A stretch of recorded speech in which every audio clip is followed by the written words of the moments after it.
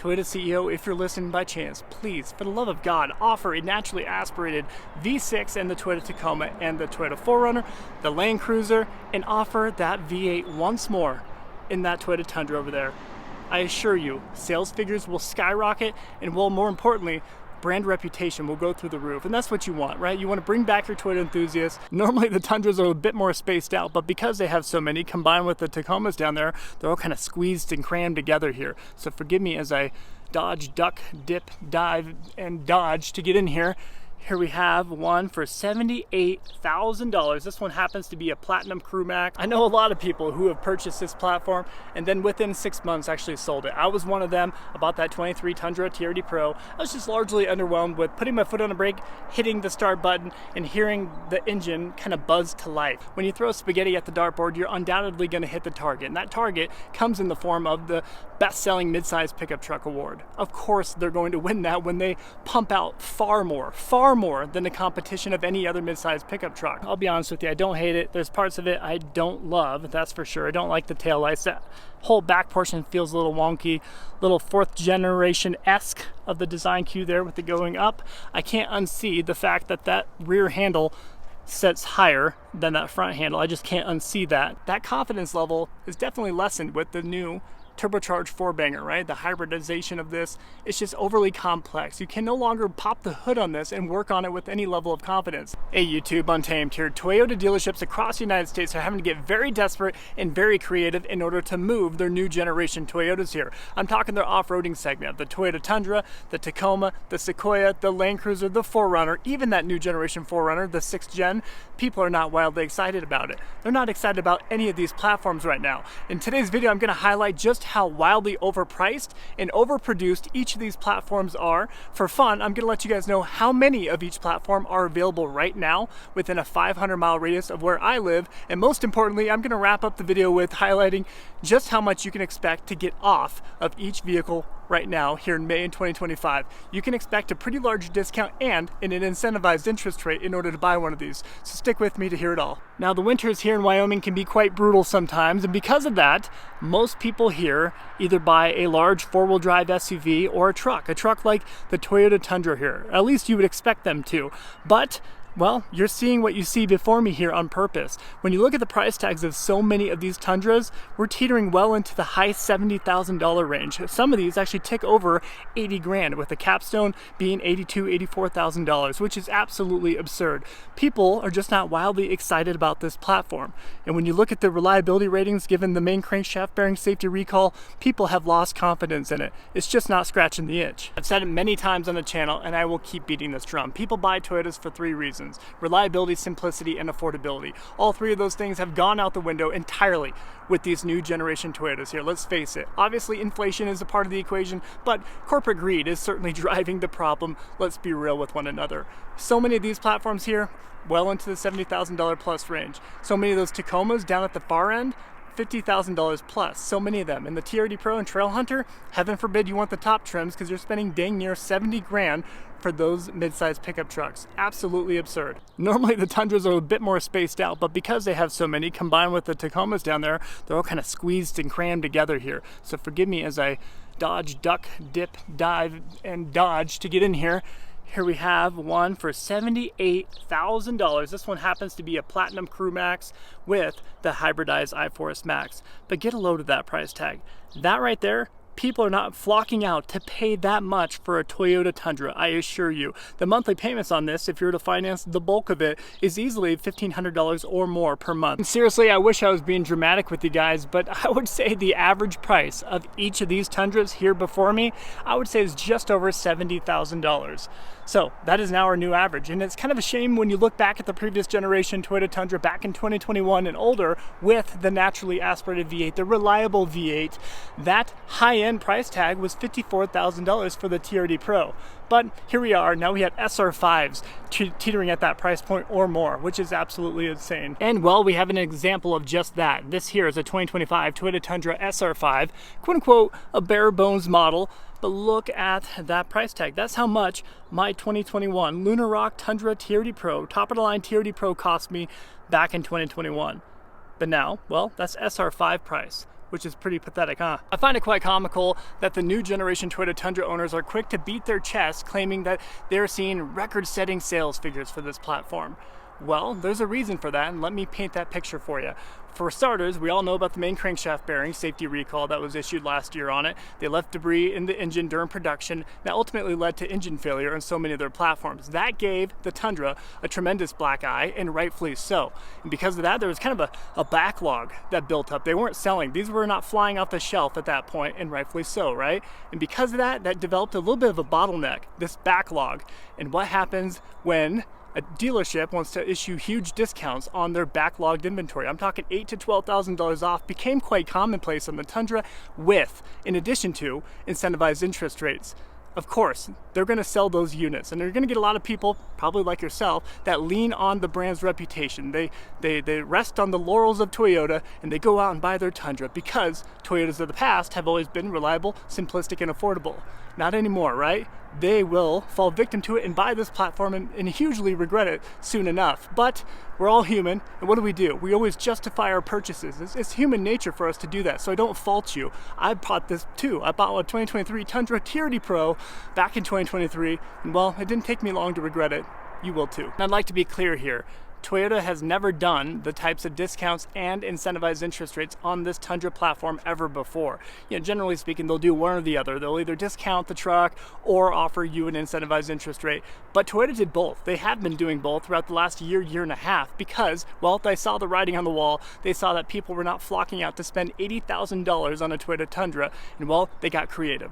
They did that. And between offering those large discounts and incentivized interest rates and the backlog of inventory in unsold 2023s and 2024 units, that created this big wave of sales figures. And when you combine the fact that they made room for more production of this out of San Antonio, Texas, when they got rid of the Toyota Tacoma and they moved this entirely to Mexico for 80% saved labor costs, for the record. When they made that move, they're able to massively overproduce the Tundra here. I know a lot of people who have purchased this platform and then within 6 months actually sold it. I was one of them. About that 23 Tundra TRD Pro, I was just largely underwhelmed with putting my foot on the brake, hitting the start button, and hearing the engine kind of buzz to life. It has the iForce Max, it just kind of buzzed to life. And that for me was quite the change coming from my 21 Tundra TRD Pro with that naturally aspirated V8. The V8 had so much drama to it. It just roared to life, especially when you combine it with a TRD catback, which that one had. That just had so much drama to it, and I loved it. Whereas this just felt fake. It felt synthetic. You do have some fake V8 sounds being pumped through your speaker system, so that might scratch the itch for you. But when you combine that with the sea of plastic on the interior, the astronomical price tag that I paid, it was like $73,000 or so, and you combine that with the awful, awful turn radius. Don't take it from me. Test drive one. You'll be hugely, hugely underwhelmed with the turn radius. Overall, it's just feeling pretty lackluster, you tell me. Now I know it's going to surprise you, but the quality control coming out of Mexico on these new generation, 4th generation Toyota Tacomas has been pretty bleak.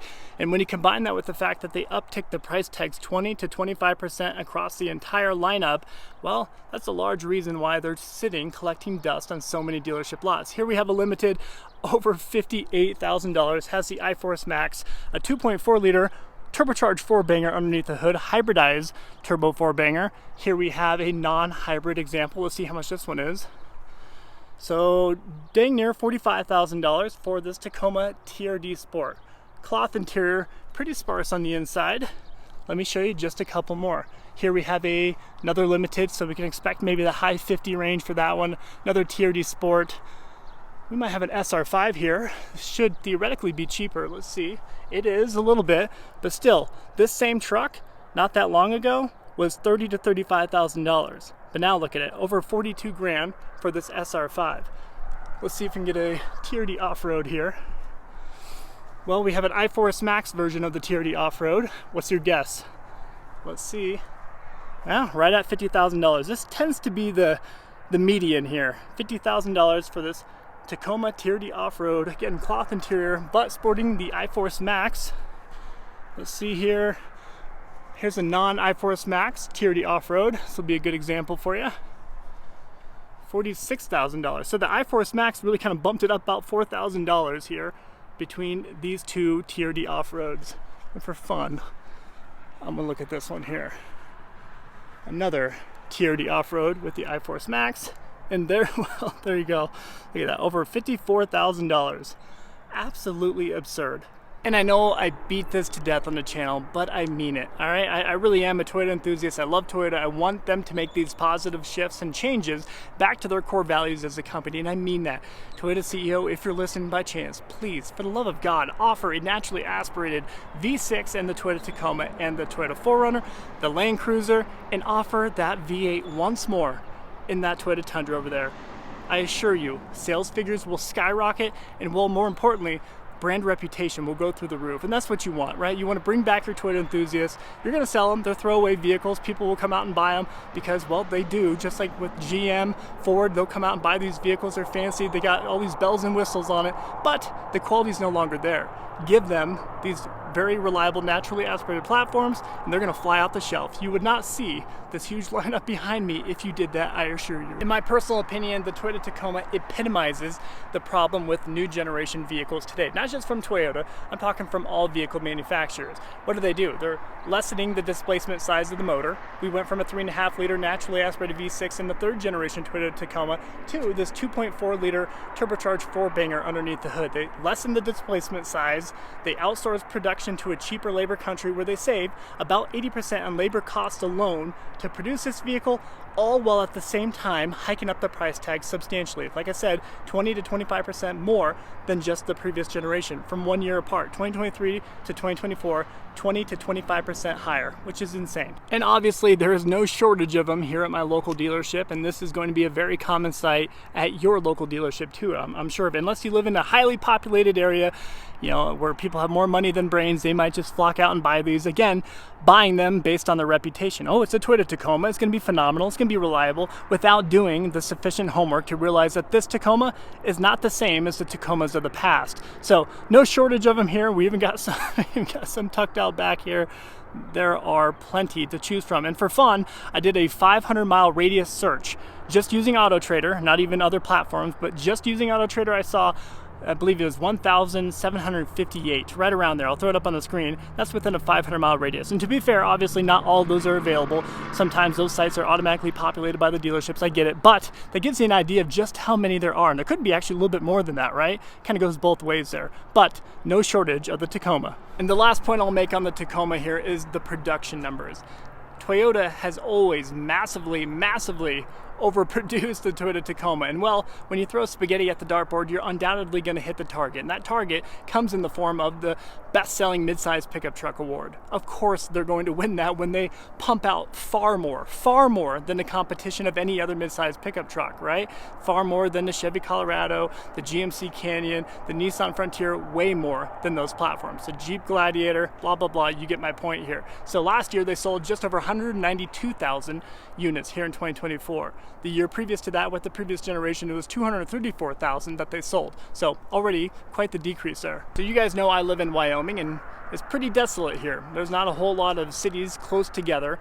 But even within a 500-mile radius of Cheyenne, Wyoming, there's 1,171 brand new 2025 Toyota Tundras available right now, according to AutoTrader, right? It could be a little bit either way, but I didn't even include the 2024 units because I assure you that there are a ton of unsold 2024 Toyota Tundras just sitting on dealership lots. We still have a few here at my local lot, so that would dang near double it, I would argue, at this point. Let's talk Toyota Sequoia for a second. You guys know I have personally owned a 2024 Toyota Sequoia TRD Pro before. It was ice cap white. I love the look of it. I think it looks incredible.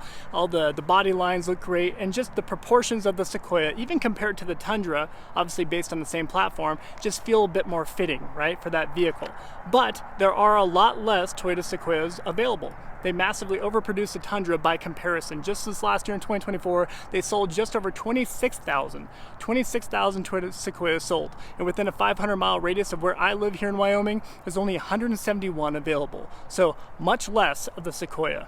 Now, I personally follow a number of Facebook pages and groups for each of the Toyota platforms, so really I can keep a finger on the pulse of what the values are looking like right now. And for the 6th generation Toyota 4Runner, the all-new 2025 4Runner here, people are seeing $4,000 to $6,000 off, quite commonplace for most of the trims. The TRD Pro and Trail Hunter being the exceptions, of course. But those ones, they're already priced to the moon. If you can afford that, well, you're already committed to that decision, right? $67,000, $68,000 for those two trims. But for all others, $4,000 to $6,000 is generally what people are getting, quite commonplace right now. Now, a lot of the same things can be said about the Toyota 4Runner here. Last year they sold 92,000 units here in 2024, and that was with the previous 5th generation Toyota 4Runner sporting the naturally aspirated 4-liter V6 underneath the hood. But the price tags have jumped tremendously generation to generation. We went from the V6 down to, again, the 2.4-liter turbocharged 4-banger. This one happens to be an iForce Max, so the hybridized 4-banger underneath the hood here, and they hiked up the price tags tremendously. I bought my 24 4Runner TRD Pro for, I believe it was $55,000 is what I paid for it. 55 grand. But now, fast forward just 1 year, it's $67,000, $68,000 for the same exact vehicle for the new gen with a smaller engine. Let me show you what they want for this TRD off-road. So there you have it, over 55 grand for this 2025 Toyota 4Runner hybrid TRD off-road. You tell me, you paying that? I mean it when I say that 5th generation Toyota 4Runner, the 2024, was the last of the original brutes from Toyota. I even made a video several months ago before the new generation here came out saying that the values of the 5th gen are going to skyrocket after they go away. It's a forbidden fruit. If you can no longer have it, you're going to want it. And people are going to miss that reliability and that simplicity of that 5th gen. And well, look at the price tags right now. Go try to buy a lightly used 2024 4Runner TRD Pro, and well, tell me how you fare. Now, you guys tell me what you think of the design of it. I don't hate it. I'll be honest with you. I don't hate it. There's parts of it I don't love, that's for sure. I don't like the taillights. That whole back portion feels a little wonky, little 4th generation-esque of the design cue there with the going up. I can't unsee the fact that rear handle sets higher than that front handle. I just can't unsee that. Not to say it's a bad thing, but I always stare at it. But overall, I think it's an okay design. It doesn't feel like a huge step forward though. I don't know, you guys tell me. I can't recall a single person buying a Toyota and then bragging about the performance stats, bragging about the horsepower and torque, the towing capacity, really beating their chest on that. Toyotas have always been sufficient, right? They've always done what you needed them to do and nothing more, right? They never were exhilarating to drive when it comes to speed and performance. You bought them because of that reliability factor. You bought them because you knew you could always start it. It was always going to start. No matter the weather conditions, it was going to start for you and never leave you stranded. That confidence level is definitely lessened with the new turbocharged 4-banger, right? The hybridization of this, it's just overly complex. You can no longer pop the hood on this and work on it with any level of confidence. Even with the all-new 2025 Toyota 4Runner, within a 500-mile radius, there are currently 459 available units. 459 available units. So all that to say, as I cite these numbers to you, just know that you can absolutely shop around right now.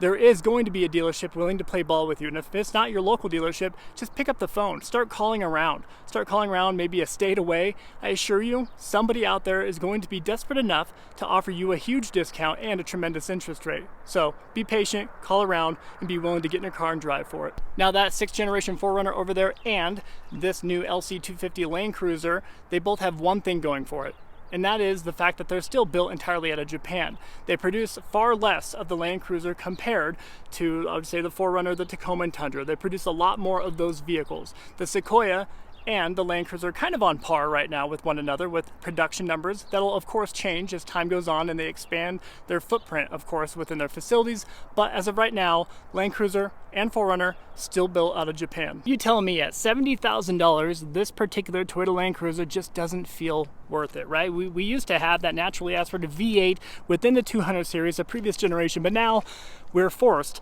to have one option here within the Land Cruiser, and that is that 2.4-liter turbocharged hybrid 4-banger, the iForce Max version of it. This one here costs $70,000 still, and that's just absurd. I mean, the V8 version used to be $86,000 to $89,000, $91,000 if you got the third row, but even those would come with discounts when they were new.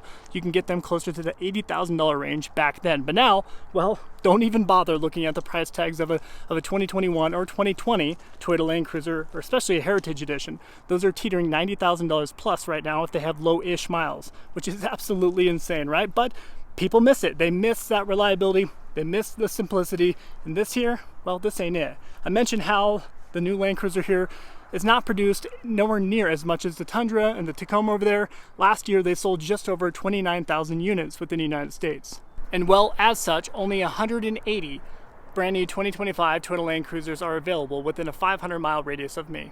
So real quickly, let me recap the discounts that you can get on each platform. For the Toyota Tacoma here, expect to get $6,000 to $9,000 off the vast majority of the trims. The TRD Pro and Trail Hunter, I'm seeing them being offered with a $4,000 to $5,000 off discount. They're a little bit harder to find, of course. You're gonna have to put in some of the elbow work, but you can still get a discount off the high trims too. Follow some Facebook pages, and I assure you, you will find one. But $6,000 to $9,000 off with an incentivized interest rate for the Tacoma.